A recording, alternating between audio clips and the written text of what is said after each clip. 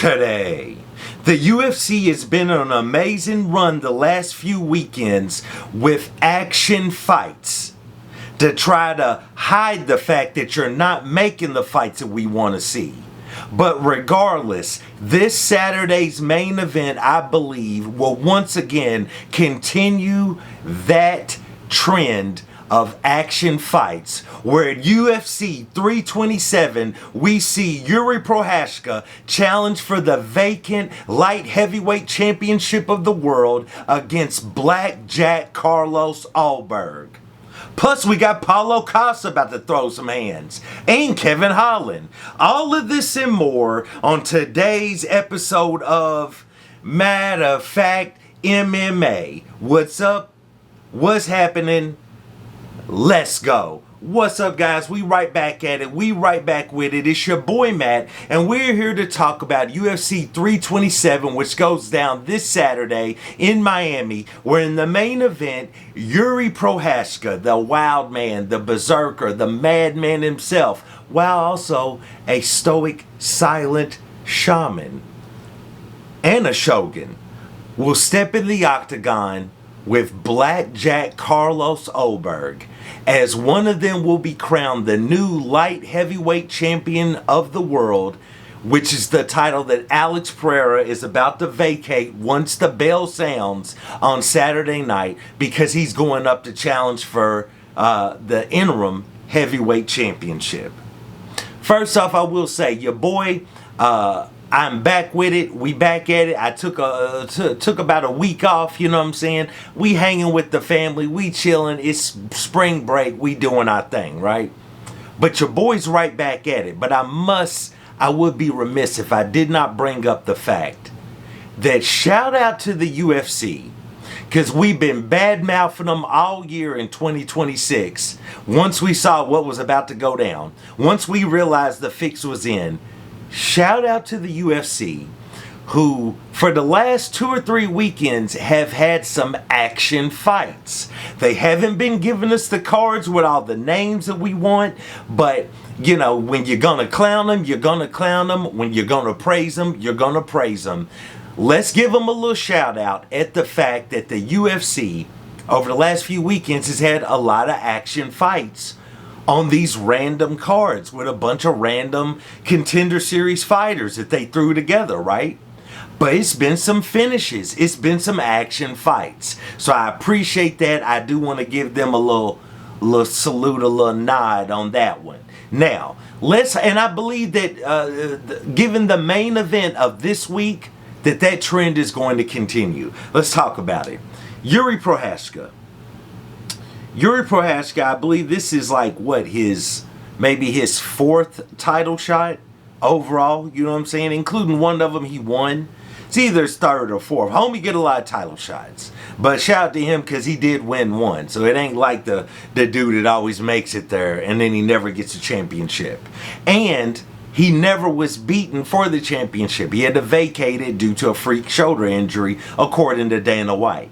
So with all of that being said, man, Jiri Prochazka steps back in the octagon to try to capture the championship that was vacated by the man that he's never beaten, which is Alex Pereira. He's stepping in there with a surging contender who's been on his way to the top ever since taking an L in the UFC, Blackjack Carlos Ulberg. This is going to be very, very interesting, right? Because when you're looking at this, you've got Jiri Prochazka, who has gone out there, and in some fights, you've seen Jiri make so many mistakes on the feet. But because he has this crazy chin, even though he gets rocked, he gets chinned and he goes down, but he also has this amazing ability that the more he's punched once he goes down, he's able to recover and get back into the fight and berserk his way to a win.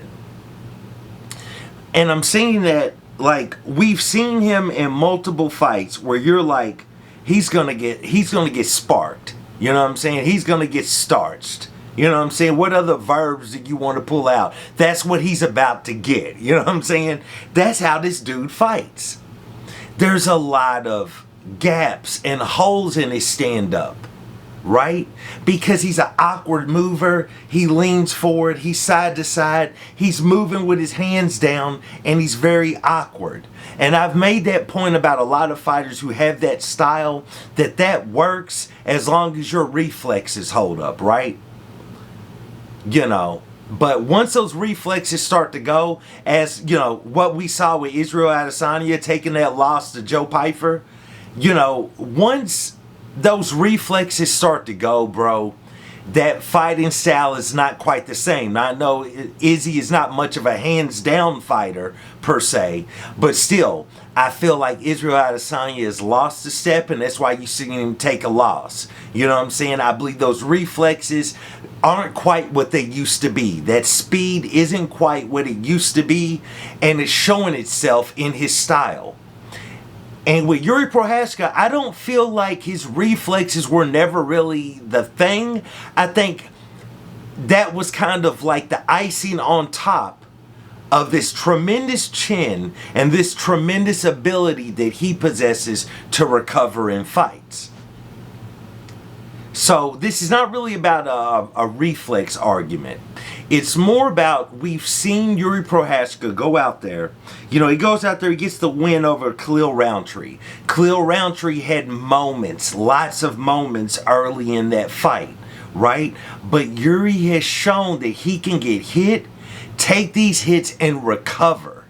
You know, he's got a different kind of chin where it's like earlier in his career, Max Holloway had that goat chin where he could just take shot after shot and he wasn't going to get knocked down and he wasn't going to get flash knocked out or anything, right? Changes later in his career, but earlier, that's what he had. Jiri had a different kind of chin because Jiri could take a ton of punishment and he would get dropped, or he would get rocked, or he would get wobbled, but his ability to recover and stay in the fight is what kept him in there a lot of the times, except if he fought Alex Pereira. You know what I'm saying? Alex Pereira's a different animal, total different beast. When he puts him hands on you, you know, them hands are Powhatan stone, you know what I'm saying? When they hit you, it's a... Hey man, I've been having a little bit of trouble sleeping here lately. You know what I'm saying? Alex Powhatan, if you've been having issues going night at night, Alex Pereira hits you with one of them lethal left check hooks, and it's a wrap for you. You're going nappy nunu time. It's over. You're going to sleep. You know what I'm saying? That's just what that is. With that being said, outside of fighting Pereira, Jiri has shown us that he can take those hits, and even though he might get sparked for a split second, if you punch him again when he hits the ground, he's getting switched back on. And he shows us that he's able to essentially hang in there till he gets his wits about himself, and by that point his opponent either has had that adrenaline dump because they thought they were going to get Jiri out of there, or they literally punched themselves out while trying to put Jiri out. With that being said, you know, like Yuri's fight with Jamal Hill, another fight where Jiri goes into full berserker mode and gets him up out of there. These dudes don't know how to handle that when the dude is coming at you and he's moving all awkward and you're catching him on the chin and he's flexing on you. It's like, bro, I mean, the dude is flexing these lats and these neck muscles and you're like, bro, what it is? You know what I'm saying? You begin to realize why this dude's got to go AWOL for like 48 to 72 hours in a dark room before he fights. I mean, this dude is prepared. You know what I'm talking about? With that being said, with all the praise I just gave him, I know that's a lot of praise. What about Carlos Ulberg? Because this is going to be a tough one to call. Because Jiri has gone in there and he's fought the best of the best and the who's who of the who's who's. You know what I'm saying? And he's beaten, for the most part, all of them except for Alex Pereira. You know what I'm saying? He's done his thing, bro. I mean, we're talking about he goes out there, he beats Khalil Roundtree, Jamal Hill, took an L to Poatan. He defeats Rakic, takes an L to Poatan. He defeats Glover Teixeira, the coach of Alex Pereira. He defeats Dominic Reyes. I mean, then we're all the way back in 2020 when he defeated Ozdemir.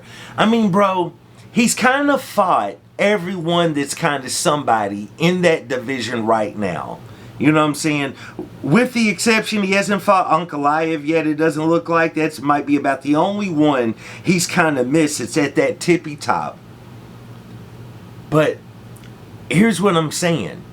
What happens with a guy like Ulberg, who has shown to be so confident and strategic and a sniper on the feet? It begs the question, can he snipe and finish Jiri Prochazka on the feet during one of Yuri's moments of chaos, right? During one of his moments of chaos and awkward movement and challenging guys to go there with him? Can Carlos Ulberg snipe him in that moment? And if he snipes him, can it completely put him away to where he doesn't have to follow up with shots which could possibly revive Jiri Prochazka? That's the question. Because Carlos, I believe, when I'm looking at this, I'm going back into his record, I believe he caught Blachowicz, my guy Blachowicz, Yanni Blacko. I feel like he caught him a few times, but it didn't really spark Jan. Now, Jan's got a heck of a chin, you know what I'm saying? This is a legendary Polish power. You know what I'm saying? He's got a heck of a chin. But still, he goes to a unanimous decision against him. He goes to a unanimous decision against Ozdemir. He sparks him in the field, but who doesn't do that, right? Wins by submission against Jung, way back Jung in 2023. Then we go back to 2023 again. He gets that's oh boy, Potera out of there, bro. This is very interesting. It's hard to call because on one side of the coin, I could see Carlos Ulberg sparking him, literally sparking him in one of his chaotic moments, right? And putting Jiri down, and that's the end of him. But also, my dude, it's Jiri Prochazka. It's Jiri Prochazka, bro. I mean, this is the berserker, while he's also stoic and a shaman. You know what I'm saying? This is, you know what I'm saying? This is Jiri Prochazka, who's now about to be fighting for a family. You know what I'm saying? Very, very interesting. Blackjack Carlos Ulberg, bro. He's a sniper. He's a sniper. But with that being said,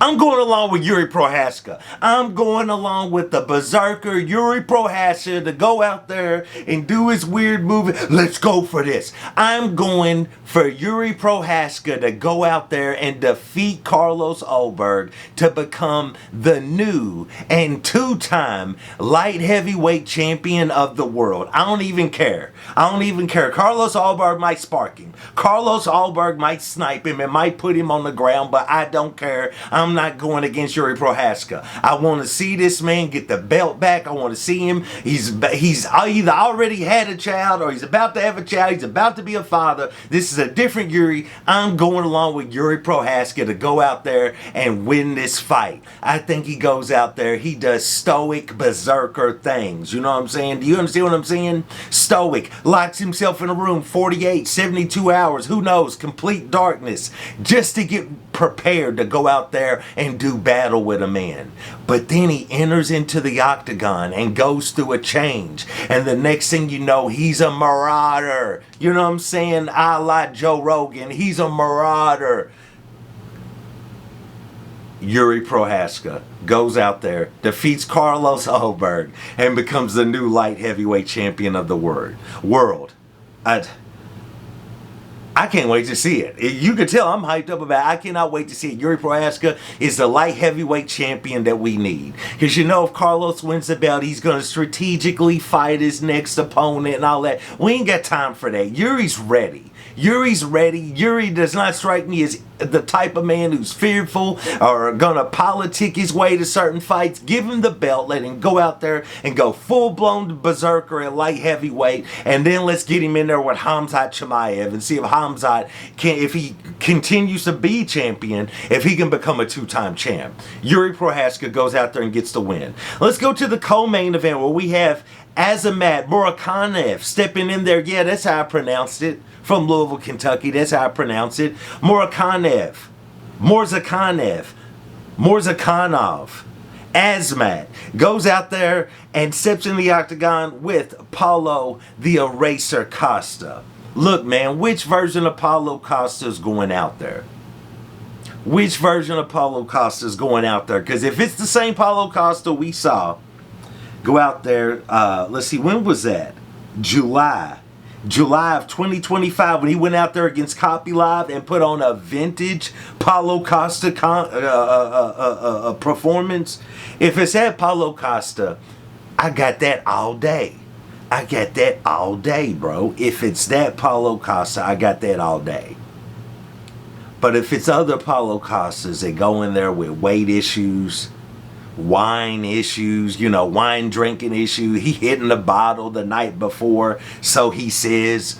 If it's that Paulo Costa who's, you know, a viral sensation and doing all this crazy stuff online, well, I mean, he ain't never gonna stop doing crazy stuff online, but I feel like he hasn't been as wild as he was in the past. Which version of Paulo Costa is it, is all I'm saying. I don't know.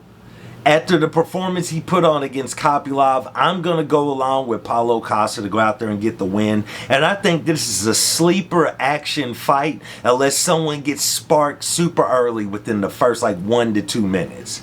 If nobody gets sparked in the first 1 to 2 minutes, I believe this is going to be an extremely exciting action fight. Because neither one of these dudes is worried about a submission, going to the ground or anything. It's all stand and bang. You know what I'm saying? And I got to go along with Paulo Costa, man. I really hope it's the Paulo Costa that we saw from the Kopylov fight. Or, you know, or how about that Paulo Costa that went in there and put that beating on Luke Rockhold? You know what I'm saying? Still, I think this is going to be an action fight unless somebody gets sparked in the first minute. I got Paulo Costa. How about Curtis Blades stepping there with Josh Hokett? Everything tells you about the strength of schedule, the guys he's been in the octagon with, the guys he's beat, the guys he's lost to. Everything tells you that Curtis Blades goes in there and cruises to a 3-round decision over Hokett. But man, Josh Hokett, you know, I look at this dude from an entertaining standpoint. I don't agree with his stances on anything really. You know what I'm saying? But that dude is exciting, bro. And the heavyweight division is a little bit boring until Poatan goes out there and does his thing and becomes the interim heavyweight champion. And then we lock him in there with Tom and let's see who's who and what's what. But that's a side note. Josh Hokett is exciting at heavyweight. And he's polarizing. And sometimes, man, those polarizing guys go out there and get fraud checked, and sometimes they go out there and do special things. I'm going along with Josh Hokett. Like I said, I don't agree with him, but this dude is exciting. You know what I'm saying? Reminds me of vintage Chael Sonnen when Chael was Chael. You know what I'm saying? And, man, I'm going along with Josh Hokett to go out there and get the win. I think he knocks out Curtis Blades. I think if he wins, he knocks him out. Anyway, let's move on. How about Dominic Reyes steps in there against Johnny Walker? It's the battle of who's still got the chin. You know what I'm saying? We've seen flashes of Dominic Reyes' chin divorced him and left. But then we saw that he regained his chin. He got his chin back. He courted her. You know what I'm saying? To use an old school term. He brought her home. He gave her roses. He gave her a new ring. He did everything. They renewed their vows. And his chin held up, but he still never made it back to that title shot. How about Johnny Walker? Johnny Walker had a one-night stand with his chin on multiple occasions, and he keeps going back. You know what I'm saying? That's the only way I can describe it. He was never really married to his chin. You know what I'm saying? He just had multiple one-night stands with his chin, but he's still with the chin. Man. With that being said, I got Dominic Reyes, man. I think overall, as long as that chin holds up and Dominic Reyes is switched on, I think he eats Johnny Walker alive. Don't put some respect on Dominic Reyes' name, because I've been a guy that didn't put respect on his name and had to eat those words. Dominic Reyes is way more skilled than Johnny Walker. So as long as that chin holds up and Johnny doesn't get one of them weird fluke knockouts, Dominic Reyes goes out there and gets the win. How about Cub Swanson steps in there with my guy Nate the Train Landwehr? Man, after these last few performances of Nate the Train, man, outstanding on the mic. He's great to hype things up, bro. But he just doesn't have those dimensions, you know what I'm saying? Pause. He just don't have them, bro. It's like his arms aren't long enough. He doesn't really have that height. And once you figure out how to avoid that dog in him, which is what his last few opponents have figured out, how to avoid that dog, Nate Landwehr just ain't got nothing for him, bro. So I got Cub Swanson. I think this might be like his last fight, his retirement fight, maybe. I'm not sure, but I think it is. Couldn't swear to it. Either way, man, I know Cub's getting up there, but, you know, similar to how I was speaking on the last fight, on all days of the week, Cub Swanson should beat Nate Landwehr. Put some respect on Killer Cub's name, you know what I'm saying? I got Cub Swanson to go out there and get the win. Patricio Pitbull steps in the octagon against Aaron Pico in a Bellator PFL war. You know what I'm saying? Man, I got Aaron Pico. I mean, yeah, I know Patricio went out there and got a win in his last fight. But, man, I got to go along with Aaron Pico. I know Aaron Pico's coming off of a knockout, but I got to go along with Aaron Pico, bro. At this point in Patricio's career, I don't think, you know, Patricio trying to slow down the fight and grapple or try to push Aaron Pico up against the cage or anything like that. I don't think it's going to be possible against an Aaron Pico in the manner that he can grapple and wrestle. So then that keeps it on the feet.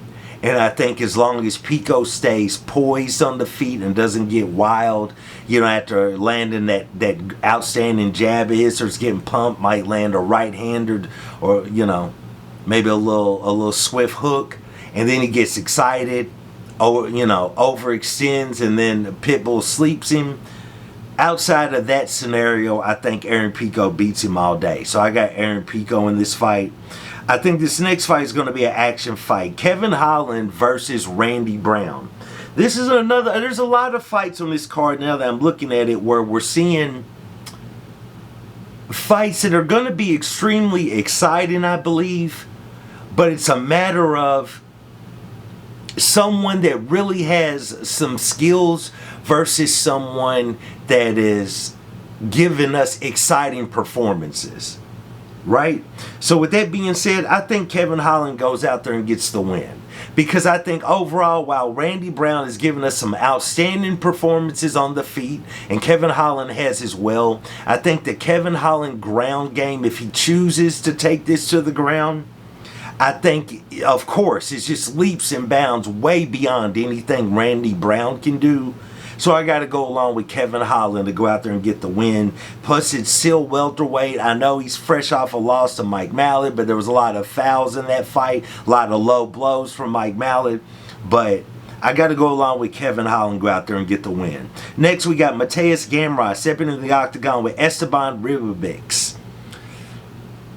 Tough one to call because, I mean, if Gamrot can have his way, then this is going to be a boring 3-round lay and pray kind of style fight. You know, even though Gamrot was trying to show he can stand a little bit in his last fight, but for as long as it lasted, I should say. Man,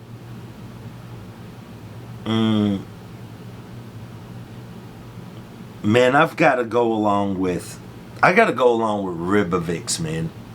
I got to go along with Esteban.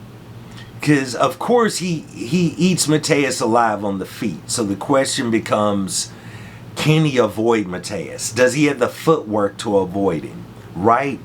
And he's such a tricky striker, he being Esteban, that I think he can catch him with a knee right up the middle. I think he's definitely the type of fighter that could time that, or time a well-placed uppercut.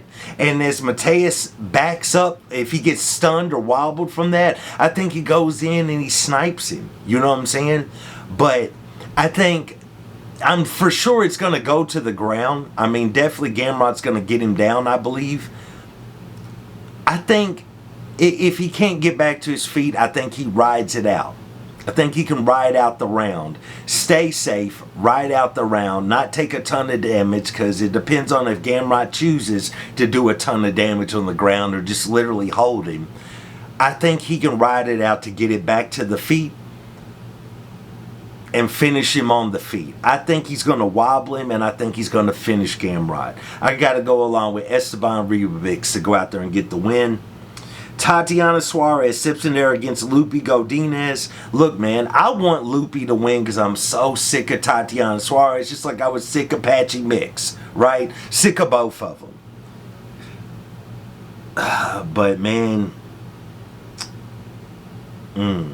Lupi's fresh off of doing Andrade dirty, but I mean, that's just a given.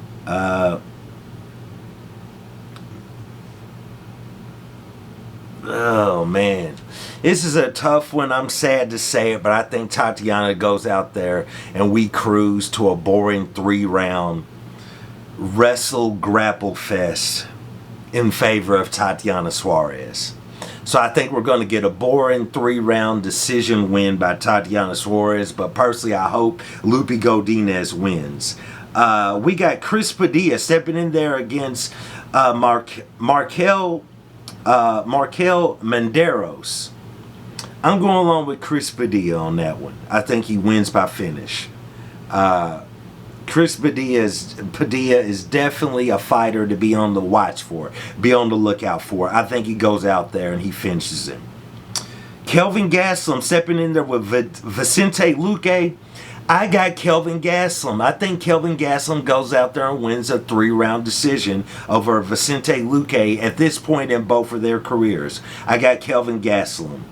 And then finally, first fight of the night, we got Charles Radke stepping in there against Francisco Prado. I got Charles Radke all day because I think Prado definitely has the spirit, but he's got the dimensions of like a lightweight, but he's fighting at welterweight. You know what I'm saying? If he could trim up even more, he would be perfect for featherweight. But that's asking too much. And he's just a stocky, short-armed dude. And he would work better at lightweight, but I get not wanting to lose all of that weight, and he's at welterweight. I got Charles Radke to go out there and get the win. So that's what it is, man.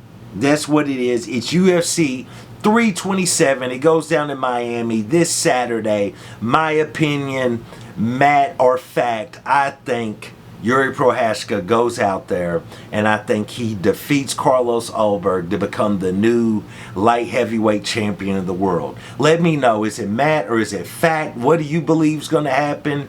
If you bet, who you betting on? What bets are you looking at? Let your boy know. Let me know if you agree with me on any of these fights or if you disagree, man. Let me know in the comments. It's all gravy, baby.